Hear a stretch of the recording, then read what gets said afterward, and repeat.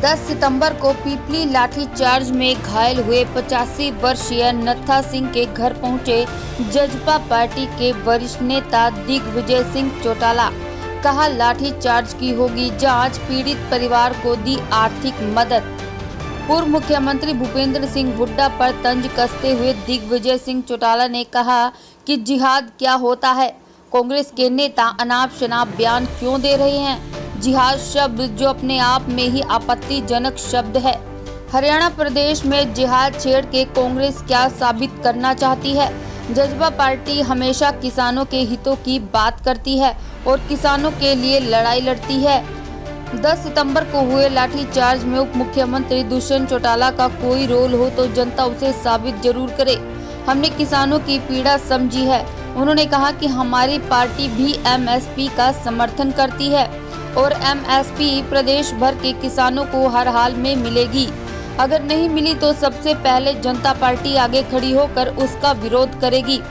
बड़ौदा चुनाव पर बोलते हुए दिग्विजय चौटाला ने कहा कि कांग्रेस विरोधी दंड हमें सहन नहीं होगा और यह कांग्रेस पार्टी के लोग हमारे ऊपर अनाप शनाप आरोप लगा रहे हैं। चौधरी देवीलाल का परिवार स्वयं हम किसान के घर में जन्मे, खेती हमारे खून में।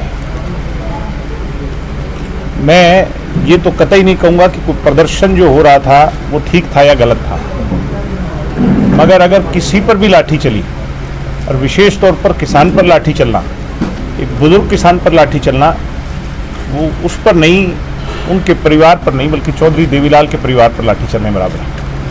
मैंने पहले दिन भी कही थी जब ये घटना घटी, मैंने स्वयं इसका मैसेज दिया था और तब भी मांग करी थी भी इसकी जांच होनी चाहिए। दुष्यंत जी ने भी कही इसकी जांच और होगी। जिसने भी ये गलत आदेश दिए उसकी जांच भी होगी।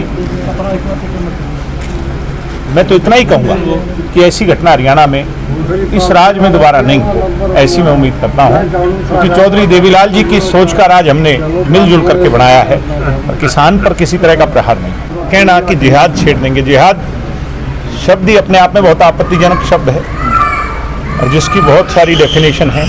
मेरे हिसाब से उनको ऐसा नहीं कहना चाहिए। राजनीति किसी को नहीं करनी चाहिए। 25 तारीख से धान की खरीद जब शुरू होगी तभी इस बात का फैसला हो जाएगा कि एमएसपी मिलेगी या नहीं मिलेगी। अगर एमएसपी मिलेगी तो फिर मेरे हिसाब से किसी को कोई संकोच नहीं होना चाहिए और एमएसपी नहीं मिलेगी तो जेजेपी सबसे पहले किसान के साथ खड़ी।